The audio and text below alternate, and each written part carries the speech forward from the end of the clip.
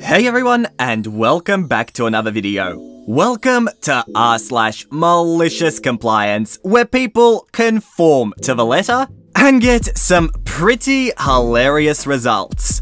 And this first post by user/noodle013 has 8 platinum awards, so you know this is gonna be good. Several years ago, I was in desperate need of a job.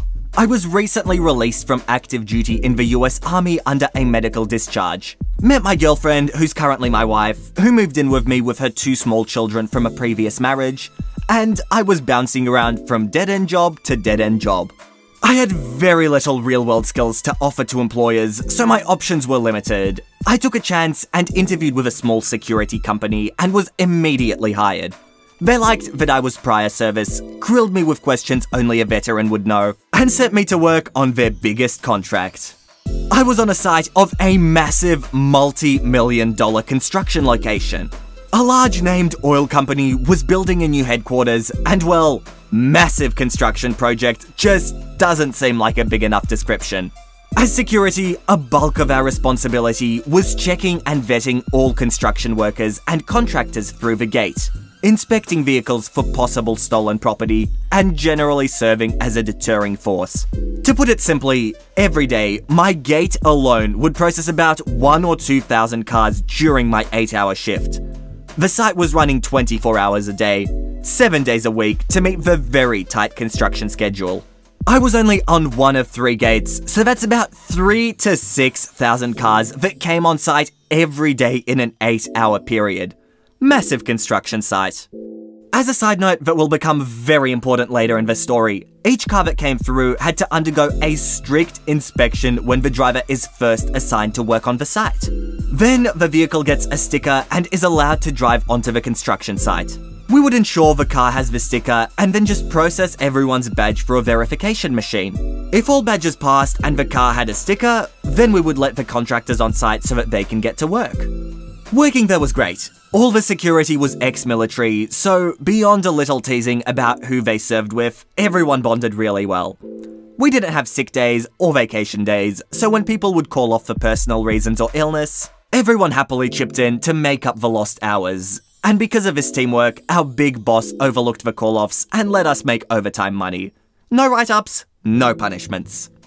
Sometimes we were working 16-hour shifts back-to-back. I spent many nights sleeping in the parking garage in between these shifts because it was easier than driving home to sleep a few hours only to come back to work for another 16-hour day.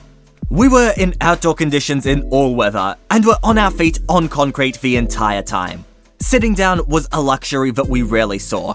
We couldn't leave the gate for any reason unless we were relieved by a supervisor who would try to come by twice during an 8-hour shift to let you go to the porta potty or quickly eat your lunch. Rain, harsh summer heat, bug storms, yes, that's a thing. Hail. You were out by your gate with no protection other than a construction hard hat.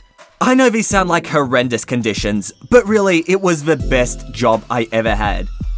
Because of the conditions, it was no wonder that 95% of the employees were male. We tried hiring females, but most would last a few days before quitting. Those people who didn't quit in a few days were lifters and loved the job.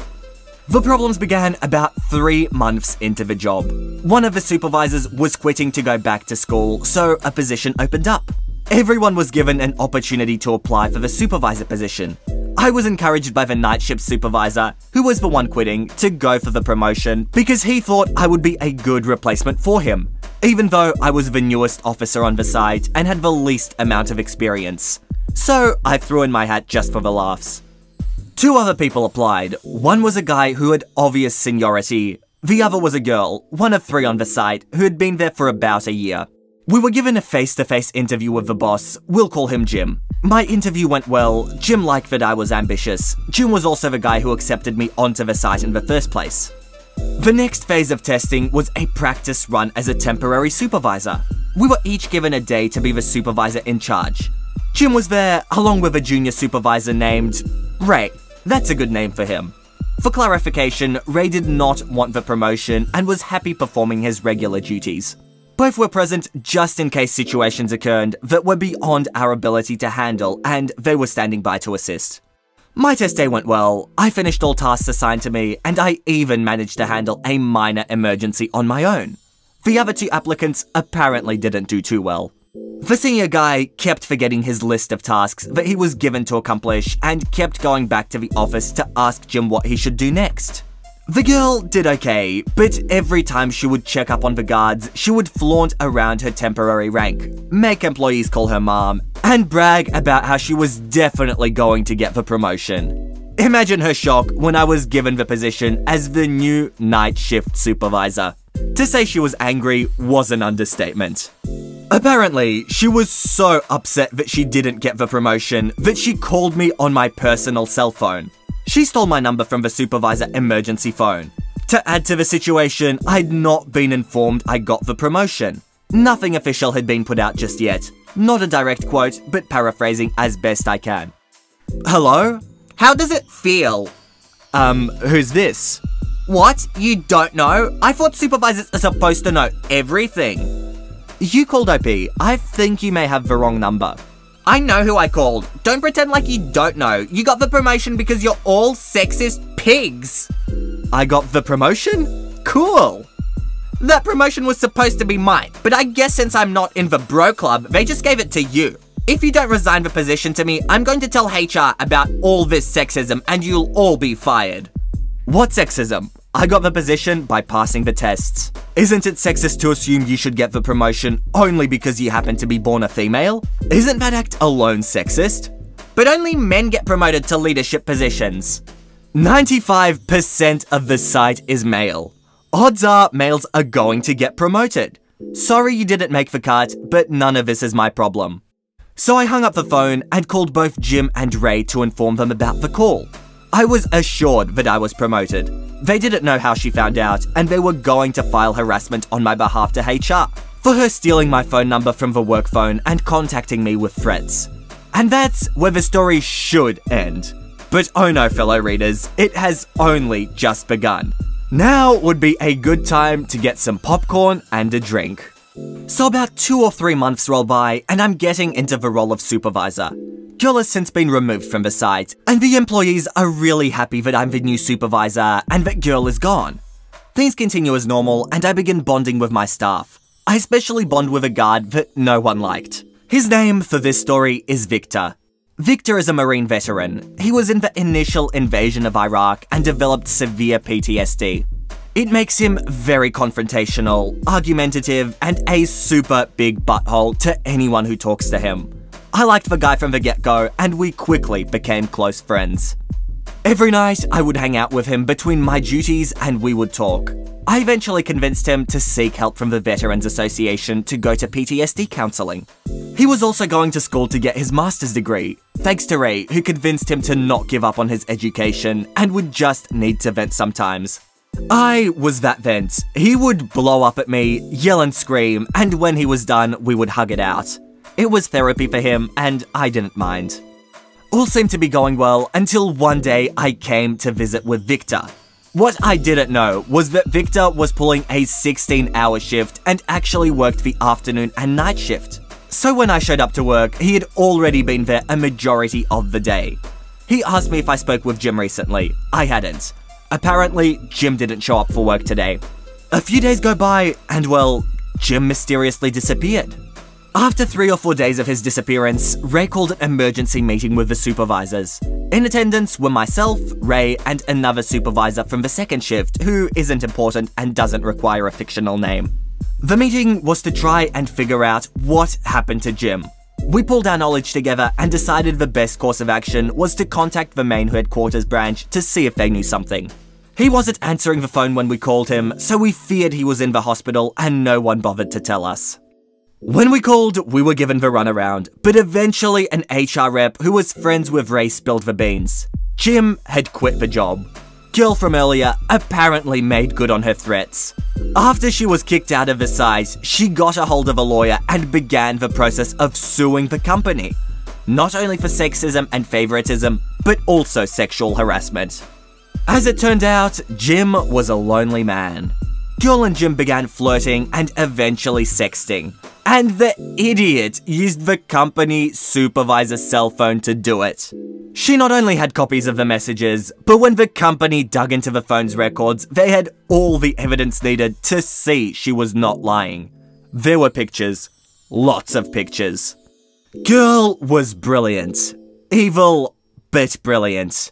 She knew that the old supervisor was going to go back to school eventually, so she began flirting with Jim. She pursued him. Each conversation in person, she would be flirtatious, rubbing him, and even passionately hugging him. On the phone, however, she played coy and made him take charge. In the end, the evidence looked like he had pressured her to passionately hug him, and promised a promotion. In a bout of pillow talk, and before anyone knew that the position was going to open, to her in exchange for passionate acts. At the time, it was roleplay, but now it appears like this was all part of her insurance plan to get promoted for real. That was more than enough for the company to do something. When Jim caught wind what was happening, he took off. This left us without a boss, and worse, in order to avoid a lawsuit, the company rehired Girl to her old position, replanted her on our site, paid her enough money to cover her missed salary, plus a bonus and a raise, and promised to get more females on the site and on supervisor positions. This was enough to satisfy Girl, so she dropped the lawsuit. As the only form of authority on the site, we three supervisors took it upon ourselves to run the site as best we could until a new boss was assigned to help us, or one of us was promoted to the position. Almost 2 months went by and Girl was a huge nuisance. She was constantly calling off her shift at the last minute, and since everyone didn't like her, no one was willing to cover her shift.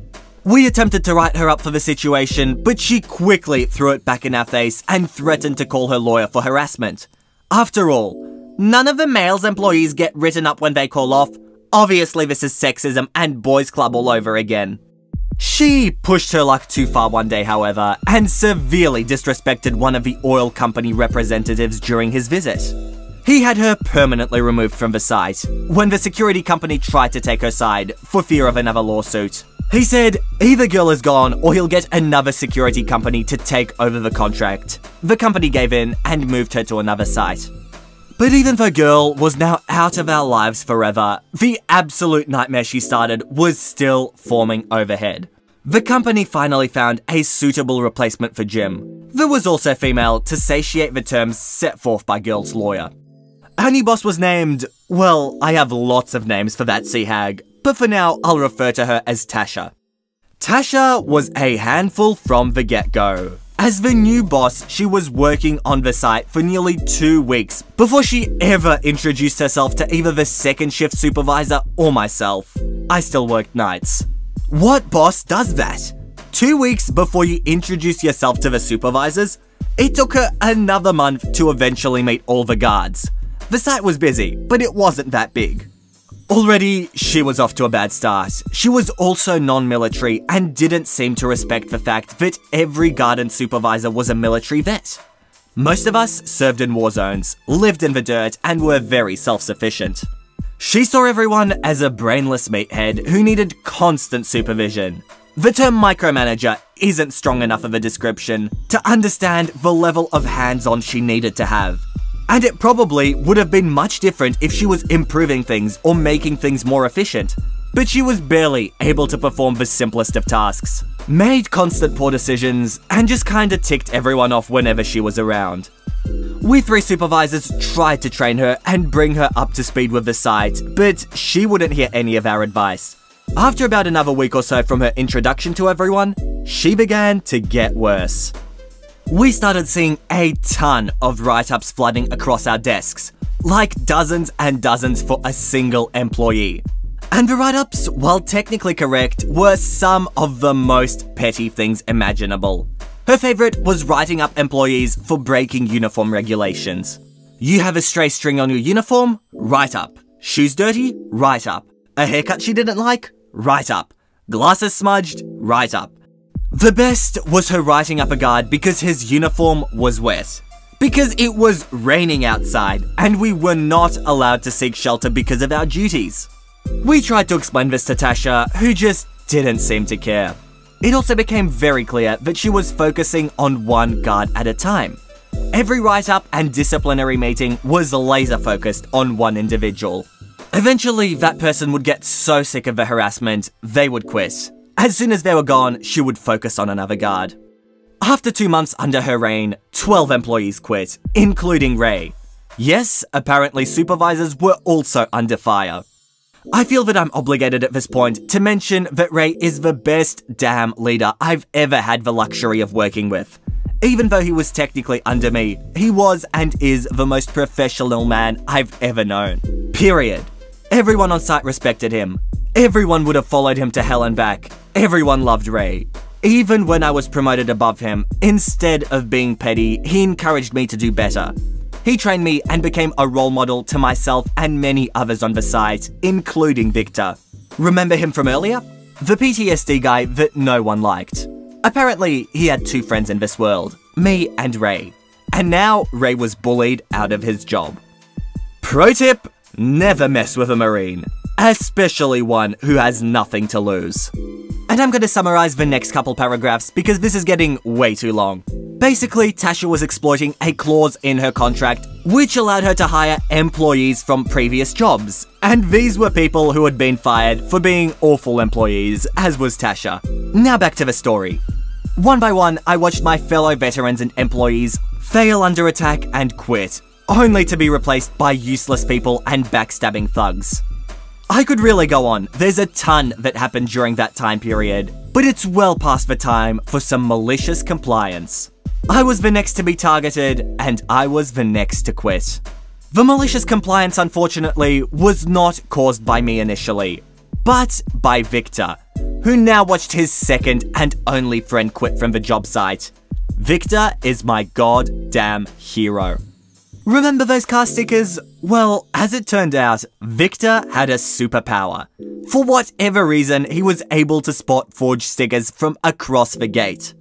Okay, so forged stickers. Yep, they were a problem. The construction site had very limited parking and safety regulations that were put into place, and only licensed drivers could come on site. The cars also had to pass crazy tests in order to meet the safety regulation compliance. The problem is that construction companies and subcontractors often hire illegal workers or people with criminal history, or people who just have trashy cars that probably aren't registered or even inspected by the state. No one really cared, but without licensing, they could not drive on site. So someone began forging car stickers and selling them to all the people who would not legally be able to get them. At first they were crude, obviously crayon on tape. If you glanced at it, it was passable, but any close inspection would reveal that the sticker was fake. If a fake sticker was found, regulations stated that the car must be pulled over and a security supervisor would need to be contacted. The security supervisor would have to get a hold of a site foreman, a supervisor from the fake sticker driver, and a police officer who would remove the sticker and permanently remove the employee from the site forever. Now, because all the replacement guards were really bad at their jobs, the fake sticker business was in full swing. They were getting better, laser printed on vinyl, and nearly indistinguishable from the real stickers. But Victor was now on a mission. He took a position at the main gate and began pulling over as many cars as he could with fake stickers. He pulled over so many that a security supervisor, Tasha, was assigned to be nearby at all times. The site had to hire an additional police officer, and the site foreman had a permanent representative at the gate. Every day, Victor was pulling over car after car. He started training some of the least useless guards how to do it, and what to look for. It became a huge nuisance for Tasha, but she technically couldn't do anything about it because he was following the site rules to the letter. After a month of aggressive crackdown on the fake sticker problem, the oil company representatives held a special meeting with Tasha and Victor to plead with him to stop. He had single-handedly removed so many construction workers and contractors that many companies were pulling their long-term contracts with the oil company. Construction came to a sudden halt, and the oil company was hemorrhaging tons of money to either keep on contractors or find new ones willing to pick up the job where others left off. Best of all, the construction should have been way ahead of schedule, so the oil company sold their old headquarters to someone else in expectation to move into the newly constructed headquarters. However, incompetent security replacements weren't checking vehicles exiting the property, and thousands upon thousands of dollars worth of tools and construction supplies were stolen, causing massive setbacks. Then, the sticker fiasco caused any progress that was still going on to come to a sudden halt. The oil company now had to pay a greatly inflated rent at their old headquarters because the building was sold, but they had nowhere to send the employees. So the new owners let them stay and jacked up the rent so high that it was causing the oil company to lose massive revenue and stocks were beginning to drop. During the meeting, Victor only asked one question. So, are you changing the regulation to state that illegal drivers are now allowed on site? Of course, they didn't change it. They couldn't, and Victor knew it. The meeting came to a close. Victor returned to his gate and continued his mission. After a few days, an accident occurred on site. The blame was the drivers, but the buck was passed to Victor, who became the fall guy, and he was terminated from the security company. Everyone knew it was BS and that he was obviously the scapegoat, but Victor didn't care. He waged his war, and in my eyes, he won. And to sum it up, Victor ended leaving security, got his master's degree, and sought help for his PTSD. Jim, Ray, and OP worked for another security company for a while, and then each went their own way. And Tasha, well, she got fired for the problems that she caused. So all in all, the story was beautiful and had an absolutely amazing ending. But all in all, don't forget, never mess with a Marine. Alright everyone, I hope you enjoyed this video as much as I did, and if you did, make sure to subscribe to the channel for Reddit videos every second day. But with that said, that is it from me. I hope you all enjoyed, and all I want to do is see you all here next time. See you later, guys.